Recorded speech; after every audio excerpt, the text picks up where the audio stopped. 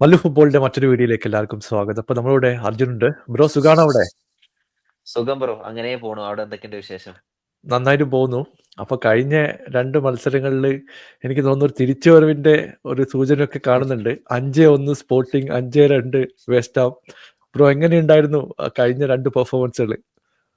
നല്ല ചാമ്പ്യൻസ് ലീഗും ആഹ്, ശരിക്കും സ്റ്റാർട്ട് ചെയ്തത് നോട്ടിംഗ്ഹാം ഫോറസ്റ്റ് ആയിട്ടല്ലേ? അവിടുന്നാണ് ഒരു കംബാക്ക് സ്റ്റാർട്ട് ചെയ്തത്. നല്ല അടിപൊളി, നല്ല എന്റർടൈനിങ് ഫുട്ബോൾ, നല്ല അറ്റാക്കിംഗ് ഫുട്ബോൾ, നല്ല കാണാൻ നല്ല രസമുണ്ടായിരുന്നു. എന്താ പറയാ, നമ്മളെ പുള്ളിക്കാരൻ, നമ്മളെ പയ്യൻ തിരിച്ചു വന്നതിന് ശേഷം അതിഭയങ്കര ഫോമിലാണ്. അതന്നെ പുള്ളിക്കാരന്റെ വരവറിയിച്ചു എന്ന് വേണം പറയാൻ.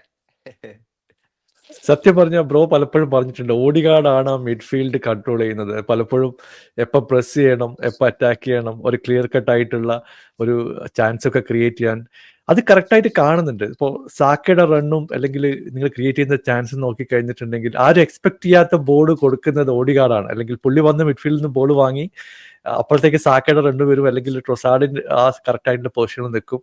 തീർച്ചയായിട്ടും ബ്രോ. ഇപ്പോ ഓഡെഗാർഡിനെ പറ്റി പറയുകയാണെന്നുണ്ടെങ്കിൽ എല്ലാരും പറയും ഓഡെഗാർഡിന് പറ്റുന്ന സിസ്റ്റമാണ് ആർസണൽ കളിക്കുന്നത്, അങ്ങനെ ഇങ്ങനെയൊക്കെ പറയും. റൈറ്റ്? പക്ഷേ ആരും മനസ്സിലാക്കാത്ത ഒരു കാര്യം എന്താന്ന് വെച്ചാൽ ഓഡെഗാർഡ് ആണ് ആർസണലിന്റെ സിസ്റ്റം. പുള്ളിക്കാരനാണ് ടീമിന്റെ എൻജിൻ. റൈറ്റ്? അപ്പോ അതാണ് നമ്മൾ മനസ്സിലാക്കേണ്ടത്. പുള്ളിക്കാരന്റെ വരവിന് ശേഷം ഞാൻ ഇതെങ്ങനെയാ കാണുന്നതെന്ന് വെച്ചിട്ടുണ്ടെങ്കിൽ, ആം, ഓഡെഗാർഡ് ഇപ്പൊ നമ്മൾ ആർസണൽ ടീമിൽ ഒരുപാട് ഇൻഡിവിജ്വലി ബ്രില്യന്റ് ആയിട്ടുള്ള പ്ലേയേഴ്സും കാര്യങ്ങളൊക്കെ ഉണ്ട്. അപ്പൊ അവരുടെ ഒരു ഫുൾ പൊട്ടൻഷ്യൽ പുറത്തു കൊണ്ടുവരാൻ കേപ്പബിലിറ്റി ഉള്ള ഒരു പ്ലെയർ ആണ്. ഇപ്പൊ Saka is a very good player, right? ഓഡെഗാർഡിന്റെ കൂടെ കളിക്കുമ്പോ Saka becomes a better player, right? So അതാണ് ഓഡെഗാർഡ് ടീമിൽ കൊണ്ടുവരുന്നത്. I mean he makes people around him much better, right? So അതാണ് സംഭവം. അതെ, എനിക്ക് നാളത്തെ മത്സരത്തിനെ പറ്റി ചോദിക്കണം. United versus Arsenal. അവർക്ക് പുതിയ മാനേജർ വന്നിട്ടുണ്ട്.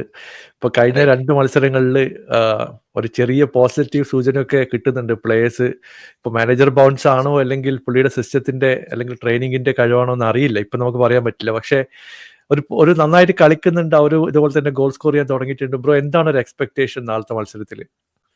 ബ്രോ, ഇപ്പൊ മാഞ്ചസ്റ്റർ യുണൈറ്റഡ് ആർസണൽ മാച്ച് എനിക്ക് അറിയുന്നിടത്തോളം, അല്ല ഇപ്പൊ എന്താ പറയാ, എന്റെ പ്രീമിയർ ലീഗ് നോളജ് വെച്ച് നോക്കുമ്പോൾ one of the best rivals ആണ് Manchester and Arsenal, right? Liverpool, Manchester United, അതുപോലെ തന്നെ മാഞ്ചസ്റ്റർ യുണൈറ്റഡ് മറ്റൊരു റൈവലാണ് ആർസണൽ. സോ കമന്ററിയിൽ അധികം എല്ലാവരും പറയുന്നത് കേൾക്കാം, when it's a derby the form goes through out of the window, right? So അങ്ങനെയാണ് പറയാ. ഡെർബി മാച്ചിൽ എല്ലാവരും ഭരണ അടിപൊളിയായിട്ട് കളിക്കും. സോ ജയിക്കണം തന്നെയാണ് ഒബ്വിയസ്ലി. ഈ കളി കൂടെ ഇപ്പൊ ആർസണൽ ഡ്രോവോ അല്ലെങ്കിൽ ഇൻസ്റ്റെഡ് ഓഫ് വിൻ വേറെ എന്ത് റിസൾട്ട് കിട്ടിയാലും out of the title race, right? അപ്പൊ പിന്നെ ചേസ് ചെയ്യുന്നതിൽ വലിയ അർത്ഥമൊന്നുമില്ല. അല്ലെങ്കിൽ ലിവർപൂൾ എന്തെങ്കിലും സംഭവിക്കണം, റൈറ്റ്? അപ്പോ ഞാൻ ഒപ്റ്റിമിസ്റ്റിക് ആയിട്ട് ഈ കളി കാണുന്നത് ജയിച്ചേ പറ്റുള്ളൂ. പക്ഷെ ഒന്നും പറയാൻ പറ്റില്ല. ഇപ്പൊ പുതിയൊരു മാനേജർ വരുന്നതുകൊണ്ട് എല്ലാ പ്ലേയേഴ്സിനും ഒബ്വിയസ്ലി പുതിയ മാനേജറിനെ ഇംപ്രസ് ചെയ്യണം. അല്ലെ പിന്നെ ടീമിൽ കയറാൻ ഭയങ്കര പാടാണ്, right? Is a new manager. അപ്പൊ പുള്ളിക്കാരൻ ഇപ്പൊ ടീം പ്ലേയേഴ്സ് എല്ലാവരും ഷഫിൾ ചെയ്തിട്ടാണ് കളിപ്പിക്കുന്നത്. സോ പുള്ളിക്കാരൻ ഒരു ബെസ്റ്റ് 11 കൊണ്ടുവരും. അപ്പൊ അതിന് ടൈം പിടിക്കും. അപ്പൊ എല്ലാവരും അവരെ ഫുൾ ഇൻപുട്ട് കൊടുത്താൽ മാത്രമേ അതിന് സാധിക്കുള്ളൂ. അപ്പോ എല്ലാവരും നന്നായിട്ട് കളിക്കുന്നതാണ് എനിക്ക് തോന്നുന്നത്. പക്ഷെ എനിക്ക് തോന്നുന്നത് വെച്ചിട്ടുണ്ടെങ്കിൽ മാഞ്ചസ്റ്റർ യുണൈറ്റഡ് കുറച്ച് കൺസർവേറ്റീവ് ആയിട്ടായിരിക്കും കളിക്കാൻ പോകുന്നത്. കുറച്ച് ഡിഫൻസ് ലോ ബ്ലോക്ക് എന്നല്ല, അവര് ആർസണലിന്റെ ബോള് പൊസിഷൻ വെച്ചിട്ട് നിങ്ങൾ അറ്റാക്ക് ചെയ്തോ, ഞങ്ങൾ കൗണ്ടർ ചെയ്തോളാം എന്നുള്ള ഒരു അപ്രോച്ചിലായിരിക്കും എമിറേറ്റ്സിലേക്ക് വരുന്നുണ്ടാവും. അതാണ് എനിക്ക് തോന്നുന്നത്. അതെ, ഇപ്പോ 9 പോയിന്റിന്റെ ഡിഫറൻസ് ആണ് ബ്രോ ലിവർപൂളായിട്ട് ഇപ്പോൾ ഉള്ളത്. അവര് മാരക ഫോമിൽ മുമ്പോട്ട് പോയിക്കൊണ്ടിരിക്കുകയാണ്. റയലിനെ തോൽപ്പിക്കുന്നു. പിന്നെ പെപ്പിന്റെ കാര്യം പ്രത്യേകിച്ച് പറയേണ്ട കാര്യമില്ല. പുള്ളി ഒരു അൺഎക്സ്പെക്ടഡ് ആയിട്ടുള്ള സിറ്റുവേഷനിലൂടെയാണ് പോകുന്നത്. സ്റ്റേ പക്ഷെ ഹംബിൾ. ആ ആ ഒരു കാര്യം പറഞ്ഞതിന് ശേഷം അവര് തിരിച്ചു വന്നിട്ടില്ല. അത് അവിടെ തന്നെ കിടക്കുകയാണ്. ബ്രോ, ഇപ്പൊ സോഷ്യൽ മീഡിയയിൽ വൻ എന്താണ് സി പറയേണ്ടത്? നമ്മളിപ്പോ ബാൻറ്റർ ഒക്കെ വളരെ കോമൺ ആണ്. ഫുട്ബോൾ അല്ല, ഏതൊരു സ്പോർട്ടിലും ബാൻറ്റർ ഒക്കെ വളരെ കോമൺ ആണ്. പക്ഷെ ഇത് ഹാലൻഡ് ഇത് പറഞ്ഞത് ശരിക്ക് മർമ്മത്ത് കൊണ്ട് എന്നൊക്കെ പറയുന്ന പോലെ ആയിപ്പോയി. ഇപ്പൊ എന്താ ചെയ്യാ? പക്ഷെ obviously as A rival fan എനിക്ക് ഭയങ്കര ഹാപ്പി ഉള്ള കാര്യമാണ്. പക്ഷെ പെപ് ഗാർഡിയോള ഇങ്ങനെയൊക്കെ ആയി തീരുമോ എന്നൊക്കെ ചോദിച്ചിട്ടുണ്ടെങ്കിൽ, ദിസ് ഇസ് വാട്ട് ഫുട്ബോൾ. അതാണ് ഫുട്ബോളിനെ ഭയങ്കര greatest game of all time ഒക്കെ ആക്കുന്നത്, റൈറ്റ്? അപ്പോ യാ ഇനിയിപ്പോ എന്താ നോക്കിക്കാണാം എന്താ സിറ്റിക്ക് സംഭവിക്കാനുള്ളത്. അതെ, ഞാന് ഒരു 6-7 വർഷത്തിന് ശേഷമാണ് ഒരു ഫാൻസ് പെപ്പിനെ സാക്ക് ചെയ്യുന്നു പറഞ്ഞിട്ട് സിങ് ചെയ്യുന്ന കാണുന്നത്. അതൊന്നും നടക്കാത്ത കാര്യമാണ്. കാരണം അവരെപ്പോഴും അവർ തോറ്റാ പോലും അവർ നല്ലൊരു പെർഫോമൻസ് ഒക്കെ കൊടുത്തിട്ടായിരിക്കും തൂക്കുക. അപ്പോൾ അതിനെ പറ്റിയിട്ട് വലിയ കറക്റ്റ്. ചർച്ചയൊന്നും ഉണ്ടാവില്ല. പക്ഷേ കഴിഞ്ഞ കളിയിലെ പെർഫോമൻസ് ഒക്കെ വെച്ച് ബ്രോ നോക്കുമ്പോൾ അവർ ലിവർപൂൾ ആകെ സത്യം പറയാലോ, മാഞ്ചസ്റ്റർ സിറ്റി നമുക്കറിയുന്ന മാഞ്ചസ്റ്റർ സിറ്റിയും അന്ന് ആൻഫീൽഡിൽ കണ്ട മാഞ്ചസ്റ്റർ സിറ്റി തമ്മിലൊക്കെ ഒരുപാട് പ്രശ്നങ്ങളിലേക്ക്. ബെർണാഡോ സിൽവയൊക്കെ ഇത്ര മോശമായിട്ട് കളിക്കാൻ പുള്ളിക്കാരനെ കൊണ്ട് സാധിക്കുന്നൊക്കെ ആൻഫീൽഡിൽ കഴിഞ്ഞ പ്രാവശ്യം പോയാൽ മനസ്സിലായി. ഭയങ്കര മോശം പെർഫോമൻസ് ആയിരുന്നു. അത് റോഡ്രി പോലത്തെ ഒരു പ്ലെയർ ഇല്ലാത്തതുകൊണ്ട് മാത്രമാണെന്ന് വെച്ചാൽ എനിക്ക് തോന്നുന്നില്ല. വേറെ സംതിങ് ഹെൽസ് ഗോയിങ് ഓൺ. പ്രോബബ്ലി അവർക്ക് പെപ്പ് കോൺട്രാക്ട് എക്സ്റ്റെൻഡ് ചെയ്തത് പറ്റിയില്ലാന്ന് തോന്നുന്നുണ്ട്. എന്താ സംഭവം ഒരു പിടുത്തമില്ല. ശരിയാണ്. അപ്പോ ഞാൻ വേറൊരു കാര്യം ചോദിക്കാനുള്ളത്, ഇപ്പോ പല പ്ലേയേഴ്സിന്നും ഗോള് വരുന്നുണ്ട്. ഇപ്പോ നിങ്ങൾക്കൊരു 3-4 മത്സരം മുമ്പ് നോക്കിക്കഴിഞ്ഞിട്ടുണ്ടെങ്കിൽ സാക്ക സ്കോർ ചെയ്യുക, അല്ലെങ്കിൽ സെറ്റ് പീസ് ഗബ്രിയേൽ സ്കോർ ചെയ്തിട്ടില്ലെങ്കിൽ നിങ്ങൾ സമനില അല്ലെങ്കിൽ ഒരു പ്രശ്നത്തിലേക്ക് പോകുന്നുണ്ടായിരുന്നു. പക്ഷേ കഴിഞ്ഞ 2 വർഷം നോക്കി കഴിഞ്ഞിട്ടുണ്ടെങ്കിൽ 5 ഡിഫറെന്റ് പ്ലേയേഴ്സ് ആണ് സ്കോർ ചെയ്യുന്നത്. സാക്കയുടെ അടുത്തുണ്ട്, ട്രൊസാഡ് ഉണ്ട്, ഓഡിഗാർഡ് സ്കോർ ചെയ്യുന്നുണ്ട്, ഗബ്രിയേൽ സ്കോർ ചെയ്യുന്നുണ്ട്. അപ്പൊ മൾട്ടിപ്പിൾ പ്ലേസിൽ ആ ഗോള് വരുന്നുണ്ട്. അത് വളരെ വളരെ അത്യാവശ്യമാണ്. എസ്പെഷ്യലി നിങ്ങളെ വിങ്ങേഴ്സ് അണ്ടർ പെർഫോം ചെയ്യുന്ന സിറ്റുവേഷനിൽ മിഡ്ഫീൽഡിൽ നിന്ന് ഗോൾ വരണം, സെറ്റ് പീസിൽ നിന്ന് ഗോൾ വരണം, സാക്കയുടെ സൈഡിൽ നിന്ന് ഗോൾ വരണം. കാരണം കായ് ഹവേർട്സ് ചില സമയത്ത് പെട്ടുപോകാറുണ്ട്. ഹിസൂസ് നമ്മൾ എക്സ്പെക്ട് ചെയ്ത പെർഫോമൻസ് വരാറുമില്ല. ആ സമയത്ത് ഫില്ല് ചെയ്യേണ്ടത് ഈ മിഡ്ഫീൽഡും വിങ്ങേഴ്സും ആണ്. അപ്പോൾ ബ്രോ ഹാപ്പിയാണോ ആ ഒരു അറ്റ്ലീസ്റ്റ് പെർഫോമൻസ് അപ്പ് ചെയ്യുന്നത്? ഹാപ്പി ആയിട്ട് തോന്നുന്നുണ്ടോ? ബ്രോ ഇപ്പോ നിങ്ങൾ പറഞ്ഞ പോലെ പല ടൈപ്പ് പ്ലേയേഴ്സ് സ്കോർ ചെയ്യാൻ ഒരു കാരണമുണ്ട്. കാരണം എനിക്ക് തോന്നിയ സംഭവം കേട്ടോ ഇത്. പിന്നെ ഞാൻ ഒന്ന് രണ്ട് എന്താ പറയാ ആൾക്കാർ പറയുന്നതും കേട്ടു, റൈറ്റ്, പോഡ്കാസ്റ്റിൽ അവിടെ ഇവിടെ ഒക്കെ. Arteta try doing something else in the beginning, right. എന്താ വെച്ചിട്ടുണ്ടെങ്കിൽ ഹാവർട്സിന് വാങ്ങി പുള്ളിക്കാരനെ ടാർഗറ്റ് മാൻ ആക്കി കളിപ്പിക്കുക, പുള്ളിക്കാരനെ ഫോക്കസ് ആക്കിയിട്ട് ബോൾ. ഇപ്പൊ ഡേവിഡ് റായ ഇപ്പൊ ഭയങ്കര ബോൾ ലോഞ്ച് ചെയ്യുന്നൊക്കെ ഉണ്ടായിരുന്നു. ഇപ്പൊ ഇന്റർനാഷണൽ ബ്രേക്കിന് മുമ്പ് വരെയുള്ള കാര്യമാട്ടോ ഞാൻ പറയുന്നത്. സോ ഇന്റർനാഷണൽ ബ്രേക്കിന് ശേഷം ആണ് ഈ ചേഞ്ചസ് വന്നു തുടങ്ങിയത്, right. Arsenal started playing free football, ഒരുപാട് ഗോൾ സ്കോർ ചെയ്യാൻ തുടങ്ങി. നോക്കുകയാണെങ്കിൽ ആ നോട്ടിംഗ്ഹാം ഫോറസ്റ്റ് ആയിട്ടുള്ള കളിയിൽ സ്റ്റാർട്ട് ചെയ്തത് ഗബ്രിയേൽ ജെസൂസ് ആണെന്ന് തോന്നുന്നു, റൈറ്റ്.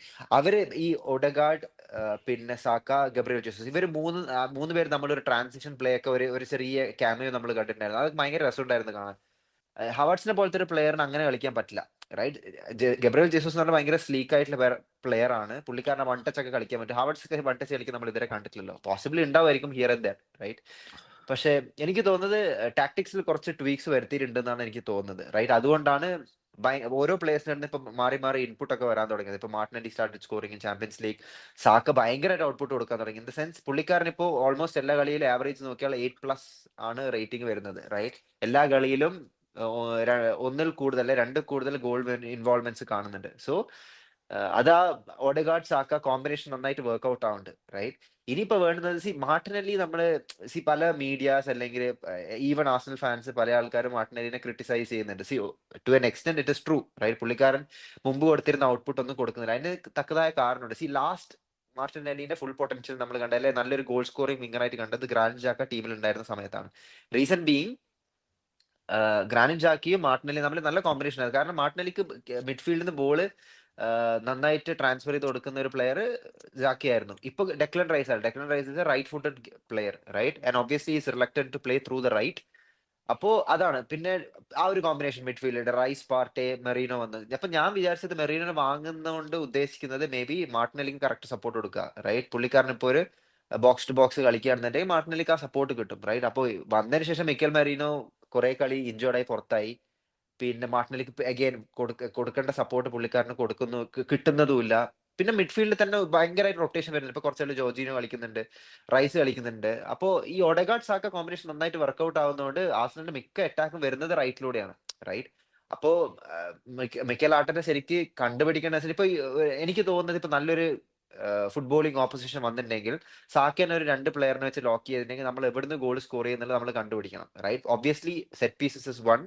അതല്ലാതെ ഇപ്പൊ മാർട്ടിനെല്ലിനെ കൊണ്ട് കൂടുതൽ ചെയ്യാൻ പറ്റണം, റൈറ്റ്. അതെ, അവിടെയാണ് നമ്മൾ വിജയിക്കേണ്ടത്. സോ അതാണ് എനിക്ക് തോന്നുന്നത്. This is my personal opinion. അതെ. അപ്പോ അവസാനത്തെ ക്വസ്റ്റ്യൻ, ഡിസംബർ ബിസി സ്കെഡ്യൂളാണ്. ഇനി വരാൻ പോകുന്ന ബാക്ക് ടു ബാക്ക് മത്സരം, ഓരോ വീക്കിലും 2-3 മത്സരങ്ങളുണ്ട്. എന്താണ് നിങ്ങളുടെ ഡയറക്ടർ ബോർഡിൽ നിന്ന് പോയി, ബ്രോ എന്തെങ്കിലും സൈനിങ്സ് കാണുന്നുണ്ടോ?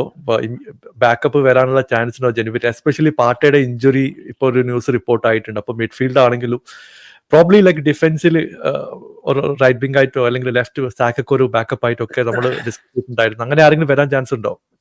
ഇപ്പൊ എനിക്ക് തോന്നുന്നില്ല ഇപ്പൊ ഒരു സ്ട്രൈക്കർ സൈനിങ് ജനുവരിയിലൊക്കെ പോസിബിൾ ആവുന്ന വെച്ചാൽ, കാരണം ഇപ്പോ ഒരു 80 മില്യണിലെ പ്ലെയർ ആണ് ജനുവരിയിൽ, ആ പ്ലെയറിന് 100 മില്യൺ ആണ് പ്രൈസ്, റൈറ്റ്. അടുത്ത സമ്മറിൽ പോയിട്ട് പർച്ചേസ് ചെയ്യുന്നതായിരിക്കും നല്ലത്. ബട്ട് എനിക്കറിയില്ല റൈറ്റ്. ഇപ്പോ ഒരു signing I don't think so right.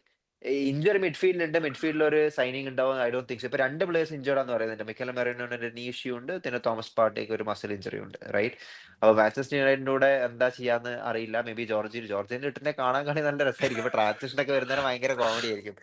പക്ഷെ എനിക്ക് തോന്നുന്നില്ല ബ്രോ ഈ വിൻഡോയില്, ജനുവരി വിൻഡോയില് സൈനിങ്സ് ഉണ്ടാവും വെച്ചാൽ I don't think so right. ഇപ്പൊ ഒരു നല്ലൊരു സ്ട്രൈക്കർ മാർക്കറ്റ് ഭയങ്കര നീഷ് മാർക്കറ്റാണ്. നമുക്കിപ്പോ എവിടുന്ന് ഇപ്പൊ നമ്മളെല്ലാരും പറയുന്ന യോക്കേറസ് റൈറ്റ്. ഇപ്പൊ വിക്ടർ യോക്കേറസ് പുള്ളിക്കാരൻ തീപ്പൊരി ഫോമിലാണ്. പക്ഷെ ഞങ്ങളുടെ കൂടെ കളിച്ചാൽ പുള്ളിക്കാരന്റെ കാര്യമായ ഔട്ട്പുട്ട് ഒന്നും ഉണ്ടായില്ല റൈറ്റ്. പക്ഷെ പുള്ളിക്കാരൻ ട്രൈ ചെയ്യുന്നുണ്ട്. It's a very good striker right. അതിലൊന്നും ഒരു ക്വസ്റ്റനും ഇല്ല. പക്ഷെ ആരെ സൈൻ ചെയ്യും റൈറ്റ്. ഏത് പ്ലെയർ ഇപ്പോ നോക്കിയാലും his about 80 million plus right. കഴിഞ്ഞ പ്രാവശ്യം നമ്മൾ സെസ്കോനെ സൈൻ ചെയ്യാൻ നോക്കി, ഐ മീൻ പുള്ളിക്കാരൻ വന്നില്ല, എക്സ്റ്റെൻഡ് ചെയ്തു അവരുടെ പ്രോജക്ട്. പിന്നെ ഇപ്പോൾ ഉള്ളത് ഈ പുള്ളിക്കാരൻ യോക്കിയറസ്. ആ പുള്ളിക്കാരൻ എന്താ അവസ്ഥ എനിക്ക് തോന്നുന്നില്ല ജാൻ ട്രാൻസ്ഫറിലൊന്നും വരുന്നുള്ളത്. Signings of striker is going to be hard. പക്ഷെ എനിക്ക് ആസൻ സൈനിങ്സ് ചെയ്യുമെന്ന് എനിക്ക് തോന്നുന്നില്ല ബ്രോ. Okay bro. അപ്പോൾ thank you so much. All the best for tomorrow. അപ്പോൾ എന്തായാലും മാച്ച് കഴിഞ്ഞ് നമുക്ക് കൂടി കാണാം. Thank you so much. Sure bro. Okay bro. Okay bye bye. Take care. By.